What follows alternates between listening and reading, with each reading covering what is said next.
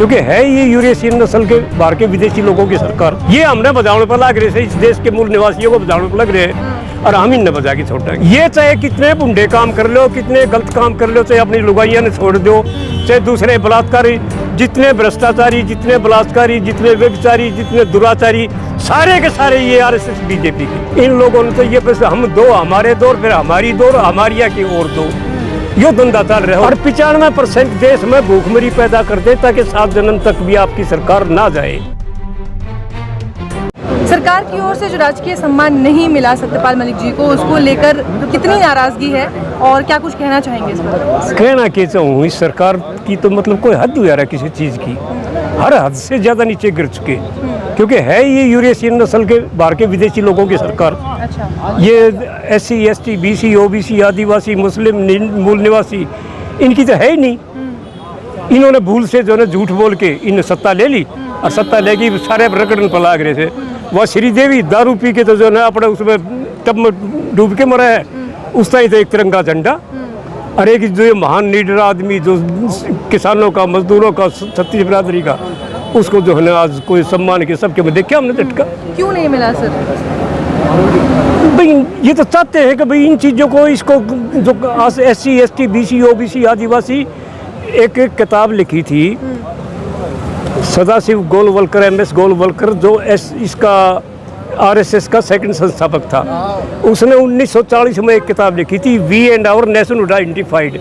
उसमें ये लिखा था कि अगर भूल से सत्ता हाथ लग जाए तो उस देश की सरकारी संपत्ति, जल जंगल और जमीन अपने 2-3 धनाढ्य विश्वसनीय साथियों को सौंप दे और 95% देश में भूखमरी पैदा कर दे ताकि 7 जन्म तक भी आपकी सरकार ना जाए। और वो का वो चल रहा है टोटली सारे देश का। आप तो कोऑर्डिनेटर है खापों के। नहीं, एक और सुन लो। हाँ। उसके उसके बाद में उससे ने गोलवलकर ने एक और किताब लिखी, बंच ऑफ थॉट्स। उसके 43 नंबर पृष्ठ पे ये लिखा है कि भारतीय संविधान एक विषैला बीज है जिसको अब ये खत्म करने पर लगे हुए हैं। लोकतंत्र, ये राज्यसभा, विधानसभा, सब कुछ भंग कर देनी चाहिए। SC ST BC OBC आदिवासी, इनके बच्चों को कम से कम स्कूलों में दाखिले दो, कोई पढ़ जाए तो उनका अपनी छोरी दे के अपने काबू में कर लो।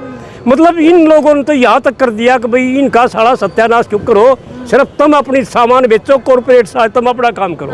मलिक साहब तो लगातार चेतावनी देते रहे कि सरकार जो है अगर दोबारा सत्ता में आई तो कितना कुछ बर्बाद। वो तो हमारे देवता थे, देवता मलिक साहब तो। हम तो चाहा कि परमात्मा करे बहुत तावड़ा है, किसी जन्म दे दे रहे, इसने इससे उम्र में दे दे तो जी जा दिया।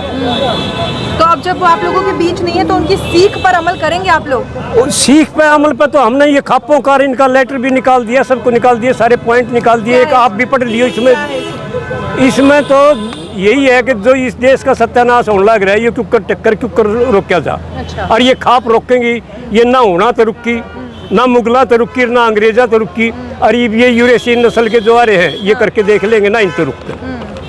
हमने अपना काम करना है और इनने बजा के छोड़ देंगे अड़े थे। ये हमने बजाने पर लग रहे थे, इस देश के मूल निवासियों को बजाने पर लग रहे हैं और हम इनने बजा के छोड़ देंगे। इस देश में जो किसानों की बात करेगा, जो जवानों की बात करेगा, वो देशद्रोह। अच्छा। इनकी नजरों में देशद्रोह माना जाएगा। ये चाहे कितने बुंडे काम कर लो, कितने गलत काम कर लो, चाहे अपनी लुगाइयां ने छोड़ दो, चाहे दूसरे बलात्कारी, जितने भ्रष्टाचारी, जितने बलात्कारी, जितने व्यभिचारी, जितने दुराचारी, सारे के सारे ये RSS बीजेपी के टोटली।